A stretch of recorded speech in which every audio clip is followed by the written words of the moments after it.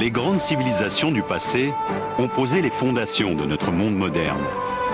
Nul n'ignore que les Égyptiens, les Grecs et les Romains étaient de remarquables ingénieurs et de brillants inventeurs.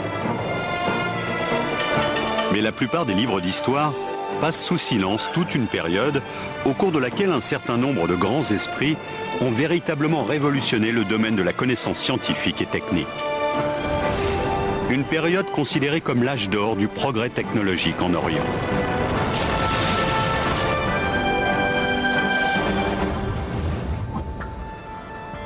L'Orient reste bien souvent un univers auréolé de mystères, dont les Occidentaux ignorent généralement l'histoire. On sait pourtant aujourd'hui que les technologies et les sciences qui constituent la base même de nos sociétés industrialisées sont le lointain héritage d'une grande civilisation qui régnait il y a plus de 1000 ans sur le Proche et le Moyen-Orient. Une civilisation qui connaissait déjà l'ordinateur de poche et qui n'avait pas attendu l'arrivée du GPS pour se repérer dans l'espace. Qui avait inventé de gigantesques machines hydrauliques capables de dompter les forces de la nature pour transformer le désert en une succession de riantes oasis. Dont les ingénieurs étaient parvenus à mettre au point des dispositifs qui restent au cœur de bon nombre de machines actuelles. Une civilisation très en avance également dans le secteur de l'armement, qui a inventé les premiers uniformes à l'épreuve du feu et la première torpille, capable d'atteindre un vaisseau ennemi à 1 km.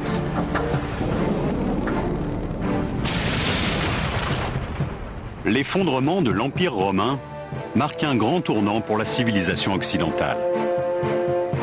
Tandis que l'Europe s'enfonce dans une longue éclipse, oubliant une bonne partie de l'acquis des grandes civilisations de l'Antiquité, le monde oriental, lui, s'épanouit. Comblant le vide laissé par la disparition des grandes civilisations antiques, les mathématiques, la médecine, la littérature et la physique connaissent au Moyen-Orient un essor remarquable. L'évolution qu'a connue la société pendant les 500 ans, qui du 8e au 13e siècle constitue l'âge d'or de la culture islamique, nous oblige aujourd'hui à revoir l'idée que nous nous faisons de l'histoire ancienne. Un grand nombre de savants, d'ingénieurs et d'artisans de l'époque étaient au sommet de leur art. C'était une époque de grande créativité. Tandis que l'islam, parti de la péninsule arabique, se propage en Inde, en Afrique du Nord et jusqu'en Espagne, les hommes de science musulmans accumulent une somme de connaissances telles que l'humanité n'en a jamais connue. Pendant 5 siècles, le monde musulman va être le centre du savoir et de la culture. L'Europe n'aurait jamais pu avoir le développement qu'elle a connu par la suite sans l'apport de cette culture. Pendant toute cette période qui a duré de l'an 700 environ à l'an 1600, voire au-delà, il y a une sorte de soif de connaissance permanente. Dès la fin du 8e siècle, apparaît une école qui restera longtemps à l'avant-garde du progrès technique et scientifique. Connue sous le nom de Maison de la Sagesse, c'est un peu l'équivalent de la Sorbonne ou de Polytechnique.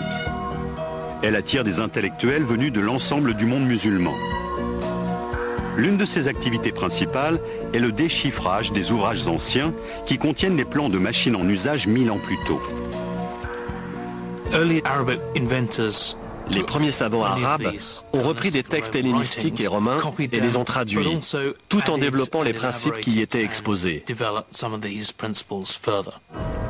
On trouve ainsi dans les manuscrits de cette époque un certain nombre d'indices qui donnent à penser que les ingénieurs du monde musulman, comme leurs prédécesseurs, s'intéressaient aux automates, l'équivalent de nos robots actuels. Plusieurs chercheurs actuels, comme Salim Al-Hassani, professeur à l'université de Manchester en Angleterre, ont étudié ces ingénieuses machines dont certaines, comme cette serveuse de thé, font appel à des procédés encore utilisés de nos jours.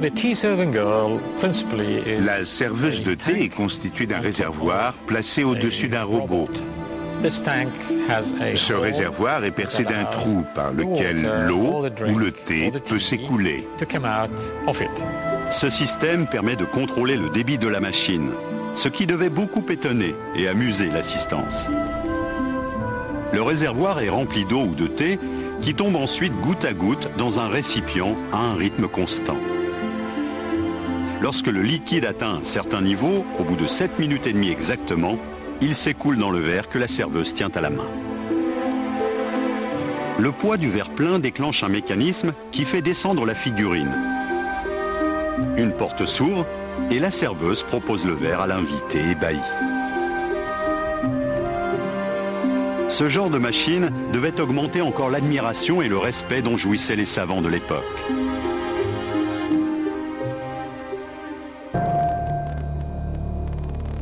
Au vu des textes anciens et des données archéologiques dont nous disposons, les savants de l'âge d'or de la culture musulmane auraient inventé rien moins que le premier ordinateur de l'histoire de l'humanité. Des fouilles sous-marines entreprises au début du XXe siècle au large de l'île grecque d'Anticythère ont permis de mettre au jour les vestiges d'une petite merveille de la technologie du monde antique. Fabriqué autour de l'an 100 avant notre ère, le mécanisme d'Anticythère serait, de l'avis des spécialistes, un calculateur analogique, véritable prototype de l'ordinateur. Cette machine à engrenages a contraint les historiens à revoir totalement l'idée qu'ils se faisaient des connaissances technologiques dans le monde antique. Bien que le mécanisme d'Anticythère ait été examiné par les plus grands spécialistes, son fonctionnement exact reste un mystère. Heureusement, certains ouvrages arabes du Moyen-Âge contiennent des indices qui permettent de formuler des hypothèses.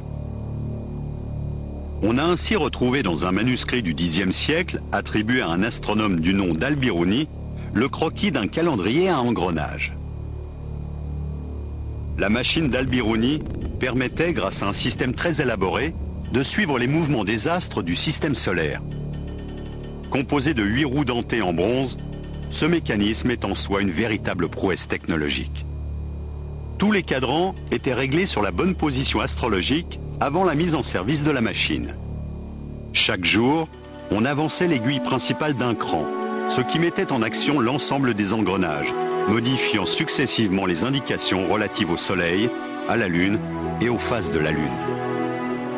Les roues dentées étaient réalisées avec une telle précision que la machine permettait d'indiquer très exactement les jours, les mois et les années. Les savants du monde musulman avaient-ils connaissance du mécanisme d'Anticythère? Possédaient-ils les compétences nécessaires à la fabrication d'instruments aussi complexes?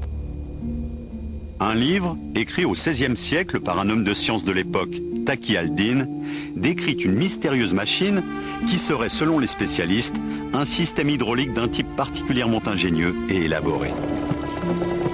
Actionnée par la force de l'eau, cette pompe monobloc à 6 cylindres semble sortir tout droit des bureaux d'études du XXe siècle et n'a rien à envier à une machine moderne. Un modèle réduit de cet engin a été réalisé à Dubaï. Cette maquette représente la pompe à 6 cylindres de Taqi al-Din. Il s'agit d'une machine hydraulique, actionnée par une grande roue. Cette roue est reliée à un axe, qui est en fait un arbre à cames, muni de 6 cames différentes. Chaque pièce de bois est lestée à son extrémité par une sphère. Chaque came actionne à son tour un levier constitué d'un bras fixé en son centre et aboutissant à un piston vertical. Une masse de plomb est fixée à l'extrémité supérieure de chaque piston, qui est équipé en bas, dans le cylindre, d'une valve à clapet. La roue tourne et chaque bras de levier est actionné successivement par les cames. L'eau est remontée à la surface par le piston à valve. Lorsque le levier est libéré, le poids vient appuyer sur le piston et l'eau est évacuée vers le système de distribution. La machine de Taqi al-Din est le fruit d'une évolution remarquable qui part d'une invention des frères Banu Moussa au début du IXe siècle et passe par les améliorations apportées un peu plus tard par le grand ingénieur Al-Jazari. Mais la civilisation musulmane du Moyen-Âge n'a pas seulement produit des mécanismes ingénieux et des instruments sophistiqués. Les savants et les inventeurs de l'époque ont également créé des machines automatiques géantes, destinées à assurer la survie de millions de personnes. Des machines basées sur des technologies qui ne referont surface que 500 ans plus tard.